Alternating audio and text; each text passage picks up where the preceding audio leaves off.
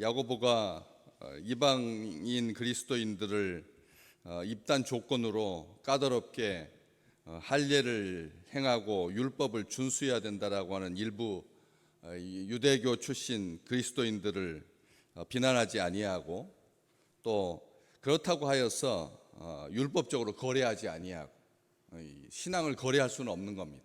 그렇기 때문에 원칙을 이제 자기 생각, 내 의견에는 이방인 중에서 하나님께로 돌아오는 자들을 괴롭게 하지 말자, 이렇게 말하고 네 가지 조건을 말했는데, 다만 우상의 더러운 것, 그 다음에 이것은 바로 뒷장 29절 말씀에 보면은 우상의 제물, 이렇게 해석이 되어 있고, 그리고 21장 25절 뒤로 한번 조금만 더 넘겨보시겠습니다. 21장 뒤로까지 21장 25절 말씀, 21장 25절 주를 믿는 이방인에게는 우리가 우상의 제물과 피와 목매어 죽인 것과 음행을 피할 것을 결의하고 편지하였느니라. 이렇게 세 군데 이 네 가지 조건이 하나도 변질되지 아니하고 한결같이 그렇게 공유되고 있고, 교회들이 그렇게 편지했고 결의한 것들을 다 알고 있어서 지키고 있다라고 하는 것을 알 수가 있습니다. 주의 백성들이 이 땅에 살아가면서 신앙을 지키기 위하여 스스로 결심한 것도 있습니다.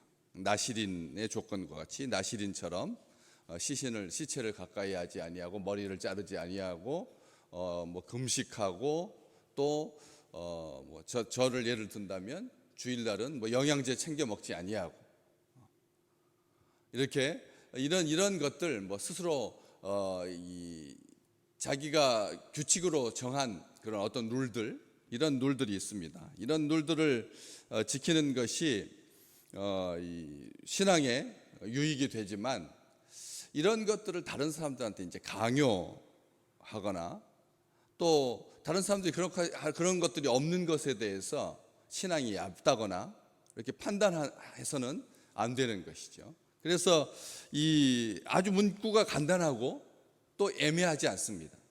이 조건들이 이럴 때는 이렇게 해석되고 저럴 때는 저렇게 해석되는 게 아니라는 거죠. 21장까지 사도행전 거의 뒷부분으로 갈 때까지 이 원칙은 한결같이 바르게 지켜졌다라고 하는 것을 알 수가 있습니다. 우리가 시간이 지나다 보면 세상의 규칙들은 살이 붙게 되어 있거든요. 그래서 사람들이 그걸 가지고 이것이 옳으니 저것이 옳으니 판단하게 되고, 그런데 그렇지 않다라고 하는 것입니다.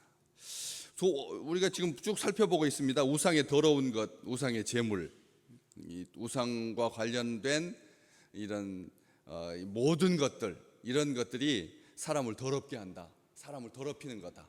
우상과 관련된, 우상은 그냥 우리가 생각하는 것처럼 그냥 새겨진 돌, 철로 만든, 나무로 만든, 부어 만든, 깎아 만든, 새겨 만든 그런 것만 우상이 아니다. 골로새서는 분명하게 말합니다. 탐심은 우상 숭배다. 그래서 탐욕스러운 그런 마음까지, 이게 다 사람을 더럽게 만든다는 거죠. 탐욕스러운 그 마음이 사람을 더럽힌다. 그래서 우상의 더러운 것을 멀리하라 고 편지하는 것이 옳다. 두 번째, 음행에 대해서도 단호합니다. 하나님의 뜻은 너희의 거룩인데, 거룩은 뭐냐? 음란을 버리는 거다. 음란을 우리가 그런 것들은 생각하지도 마라, 입에 담지도 마라, 그렇게 사도들은 말하고 있습니다. 피할 수가 없으니까. 요셉을 봐라. 피할 수 있었으면 요셉이 그 자리에서 말로 이겼지. 그렇지만 요셉은 그렇게 하지 않았지 않느냐. 옷을 벗어 던지고 그 자리를 피하는 것밖에는 믿음의 백성들도, 하나님의 마음에 합chấp한 자도, 하나님께서 함께 하시는 사람도 음란을 이길 수 없다는 거죠. 음행을 이길 수가 없습니다.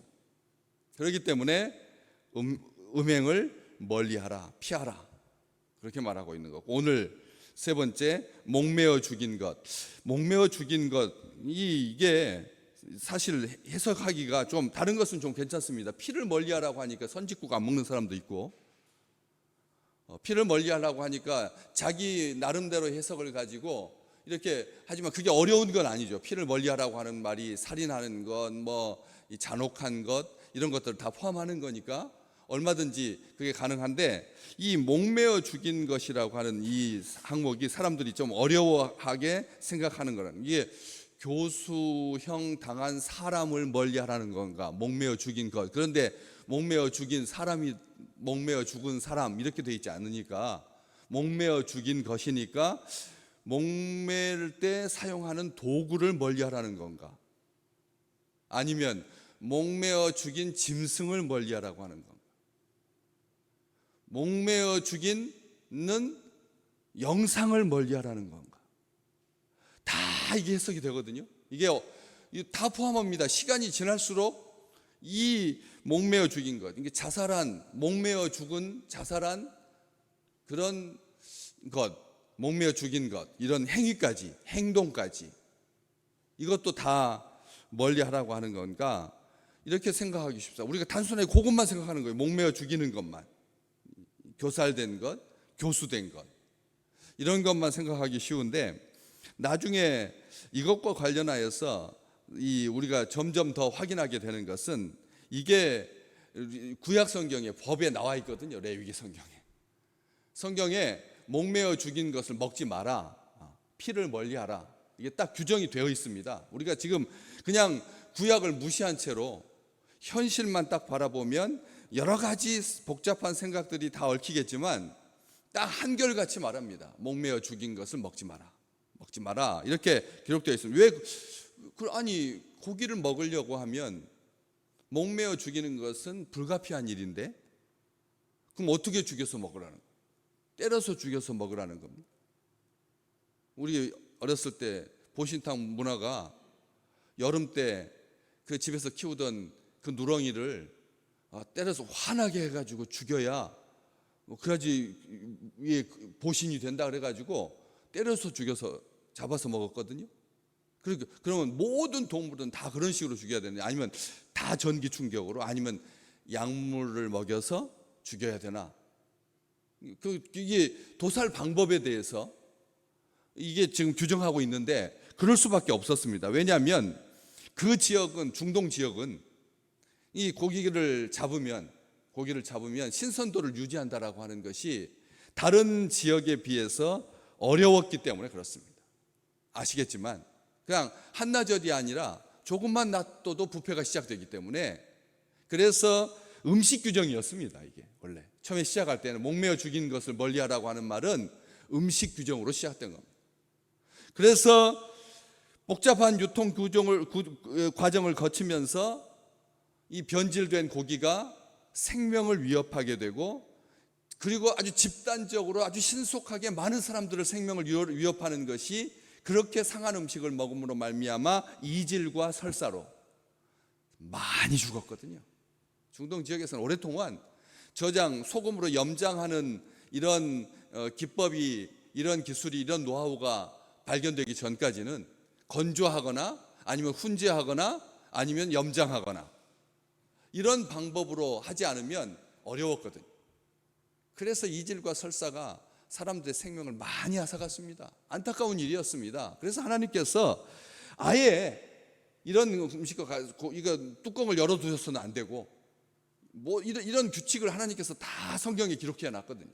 정말 사랑하는 마음으로 그 지역에서 살기 위해서 그 집단적으로 이런 사태들이 발생하여서 겉으로 보기에는 먹음직하고 보함직한데 이게 아주 속에서 박테리아, 이 균들이 세균이 드실드실하면서 사람의 목숨을 위협하니까 심지어는 이런 유통 과정, 이런 고기들 이런 것을 뭐라고 비유를 했느냐면 보함직하고 먹음직한 악의 꽃이라고 비유하곤 했습니다. 악의 꽃이라고요. 그래서 이게 도살이 그런 다음에 이런 것이 이제 사람들이 밝혀지게 된 거죠. 사람들은 몰랐습니다. 페니실린이 나오기 전까지 사람들이 왜 균에 오염돼서 죽는지를 몰랐거든요. 그래서 사람들이 기껏 생각해내는 것이 절단 부위를 불로 지져가지고 소독하는 것 정도가 사람들이 이 균에 대해서 미약하지만 지혜롭게 처방했던 거거든요. 불로 지져가지고 소독하는 거. 얼마나 고통스러웠겠습니까? 그렇기 때문에 뚜껑을 닫는다라고 하는 그 단순한 행위, 끓이는 행위, 이게 소독을 해서 사람들의 생명을 연장하게 되는 축복이 하나님께서 주신 지혜거든. 끓여서 해야 돼. 여름에는 무조건 끓여서 먹어야 돼. 생으로 생식해서는 안 된다 라고 하는 이런 원칙이 있었는데, 도살의 원칙이 딱 3가지가 있었습니다. 고통은 최대한 줄여야 된다. 짐승을 잡을 때 고통은 최대한 줄여야 된다. 고통스럽게 해서는 안 돼. 그러니까 목매어 죽이는 것이 이 고통의 시간을 길게 하기 때문에 안 되는 거. 목매어 죽이는 것이 고통의 시간을 길게 하기 때문에 바등바등 거리면서 그렇게 하는 것은, 이것은 동물에게도 안 좋고, 그리고 이게 왜 그러느냐면 이 고통이 짐승에게 분노를 야기시키고, 심지어는 이게 두려움과 공포를 느끼는 것뿐만 아니라 분노를 야기시키고, 극한 감정을, 짐승에게 극한 감정, 아주 극한 감정을 야기시켜서 체내, 그 살해당하는 짐승의 체내의 생화학적인 변화가 아주 급격하게 발생하면서 막대한 양의 호르몬이 분비되고 순식간에 온몸에 퍼지면서 그 과정에서 유독물질이 발생하는 거예요. 교사를 하면, 목매어 죽이면 나중에, 여러분 하나님 놀랍지 않습니까? 우리 하나님이 모든 걸 다 하시는 거예요. 고기를 먹는 것을 하나님께서는 처음에 허락하지 않으셨습니다. 처음부터 고기 먹는 것은 허락하지 않으셨어요. 열매, 선악을 알게 하는 열매, 과일, 에덴 동산에서는 고기 목매거나 때려잡아서 먹는 그런 게 없었습니다. 홍수 이후에 이런 일들이 인간들이 한 건데, 하나님께서 그런 과정 속에서 유독물질이, 유독한 피가 노폐물로 그 교살한 짐승의 몸에 가득 차서 그것을 섭취하게 되면 사람의 세포를 교란시키고, 심지어는 정신까지 흥분시키는, 이 고기를 육식하는, 이게 우리가 어떻게 그걸 다 가려서 판단해서 먹을 수가 있겠습니까? 요즘 삼계탕 먹는 시즌이잖아요. 그런데 병아리에서 키운 지 6개월밖에 안 된, 고기가 연하다고, 6개월밖에 안 된 그 고기를 우리가 섭취하잖아요.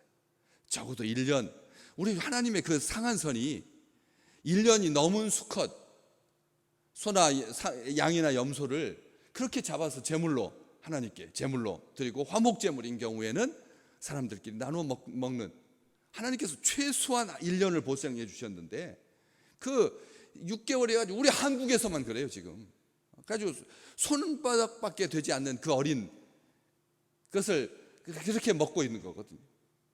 그래서 사람의 정신을 흥분시키니까 그 도살의 원칙을 지켜야 된다 해서 교살은 안 된다, 목매어 죽인 것은 안 된다라고 하는 음식 규정이었다는 거죠. 음식 규정이었습니다. 그런데 거기서 이제 확대 해석해서 목매어 죽인 영상, 도구, 음악, 요즘 그런 음악까지 있거든요. 그것을 찬미하는, 그게 사람들이 목매어 죽으면서 황홀감에 빠진다, 이런 소설들, 이런 영상들, 이런 음반들이 다음 세대를 아주 심각하게 교란하는 거기 때문에 이런 것들을 멀리해야 된다 하지만, 원래는 까다로운 그런 음식 규정, 이게 까다롭게 사람들한테 몸에 새겨지면서 복음 앞에서도 끝까지 무너지지 않았던 그런 조항이었습니다. 그래서 자꾸 복음 앞에 저항하는 거예요. 이 음식 규정을 복음 앞에서도 끝까지 유지하고 있는 거예요. 복음 앞에서도 이것이 해소가 안 됐습니다. 이것을 사람들은, 유대교 출신들이 그 음식 규정이었는데 목매어 죽인 것을 멀리하라고 하는 그 음식 규정을 점점 복음을 받아들이고 예수쟁이가 됐는데도 교회 안에 끌고 와서 자기들만 고집하는 것이 아니라 다른 사람들한테도 관철시키려고 하고, 심지어는 이것을 종교적인 열정으로, 신념을 보여주는 것으로 자랑하기 위해서 그런 음식 규정을 자기한테 적용했다. 봐라, 나는 예수 믿기 때문에 나는 이런 식으로 안 산다, 음식을 가려서 먹는다 라고 하면서 자부심이었고 마지막 보루처럼 여겼다는 거죠. 그러다 보니까 이게 자존심이 되었고, 할례와 맞바꾸려고 하고 결코 양보하지 않으려고 하고 율법적인 거래를 하려고 했던 것이 바로 목매어 죽인 것이었습니다. 끝까지 남아서 교회를 오래도록 전체 종교 지도자들이 모여서 예루살렘에 모여서 회의를 해야 할 만큼 이 음식 규정은 사람들한테 시험거리가 되었다는 거예요. 사도들이 시험 들었습니다. 베드로가 바울은 아니고 베드로가 이방인들과 같이 식사하다가 이방인들과 이게 식사 규정이잖아요. 식사하다가 다른 유대인들이 들어오니까 몰래 뒷문으로 빠져나가는 이런 것들을 보고 바울이 그건 외식이고 위선이다 할 만큼 사도 베드로도 이 문제에서 자유롭지 못했거든. 그렇기 때문에 목매어 죽인 것 멀리하라라고 말한 것입니다. 우리는 음식에 있어서 자유롭습니다. 바울이 말했습니다. 우리는 무엇을 먹든지 상관없다. 하나님의 말씀과 기도로 거룩해지는 거니까 기도하고 먹으면 된다. 우상의 제물인지 그거 판단하기 위해서 시간 소비하고 하는 그 과정에서 더 부패하고 그걸로 사람들 판단하게 되고 어떻게 나한테 이런 우상에게 바쳐진 제물을 나한테 팔 수가 있나 해가지고 그 신념이 신뢰가 무너지고 이런 것들에 대해서 사람들이 자꾸 시험거리가 되니까 음식 갖고 사람 판단하지 마라. 골로새서 2장 16절 17절 말씀 어떤 특정한 음식을 먹고 안 먹는 것으로 사람을 판단해서는 안 된다. 야만인이라고 한 민족을 폄훼하고 어떤 음식을 먹고 안 먹는 것으로 사람을 판단하지 마라. 업신여기지 마라. 비판하지 마라. 로마서 14장 2절과 3절까지 로마 교회에도 이 문제를 가지고 분명히 교훈하고 있습니다. 특별하게 그럼에도 불구하고 바울은 이런 말을 우리에게 남겼죠. 혹시라도 연약한 지체가 있거든 내가 육식을 하는 것으로 인해서 그 사람이 시험에 든다면 나는 어떻게 하겠다? 영원히 고기를 먹지 않겠다. 아멘. 그런 마음이 있어야 된다는 거죠. 우리가 형제를 사랑하니까 그렇잖아요. 우리 목사님 보신탕 좋아해. 그러면 여러분 좋아요? 기분이? 그러면 우리 목사님 그럴 수 있지 뭐 이렇게 생각하는 사람도 있겠지만 또 어떤 어린이부 애들 어린 손주들이